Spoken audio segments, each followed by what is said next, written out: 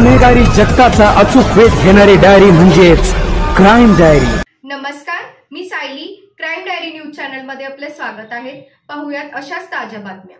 कागल तालुक्यातील कर्णूर गावातील गुलाल बाबालाल शेख वय वर्ष 65 यांच्यावर 5 ते 6 तरुणांनी कोयत्याने हल्ला करून गंभीर जखमी केले होते। त्यांच्यावर उपचार सुरू असताना त्यांचा मृत्यू झाला। या प्रकरणी 4 आरोपींना स्थानिक गुन्हे अन्वेषण विभागाकडून अटक करण्यात आली आहे।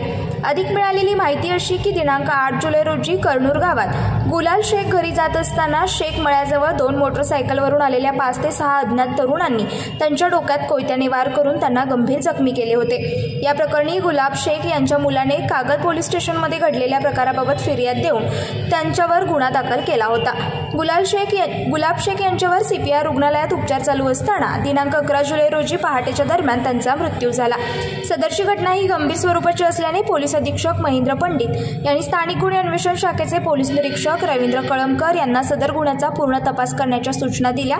त्यानुसार हल्लेखोरांचा शोध घेण्यासाठी गुन्हे अन्वेषण शाखेने 2 स्वतंत्र तपास पथके तयार केली।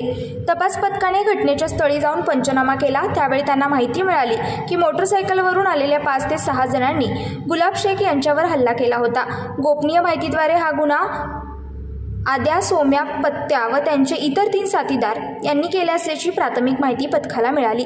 मिळालेल्या माहितीनुसार पथकाने इचलकरंजी परिसरात जाऊन 4 आरोपींना ताब्यात घेतले। त्यामध्ये प्रणोद शिवाजी धनवरे राहणार कबनूर, आकाश नरेश कांबळे राहणार चंदूर, सौरभ दिनकर जाधव राहणार चंदूर, सम्मेद विजय ऐनापुरे राहणार चंदूर यांची चौकशी केली असता त्यांनी त्यांच्या साथीदारांची नावे सांगितली। त्यामध्ये आदित्य प्रकाश कांबळे राहणार चंदूर, सुशांत जरळी राहणार हलकर्णी। आरोपींनी दिलेली माहिती अशी की घोडागाडी शर्यतीसाठी घोडा विकत घेण्यासाठी ते गेले होते। परत येताना शेख मळ्याकडे जाणाऱ्या रस्त्यावर गुलाब शेख यांची मोटरसायकल आरोपींना घासली। त्यामुळे किरकोळ वादावादी झाली।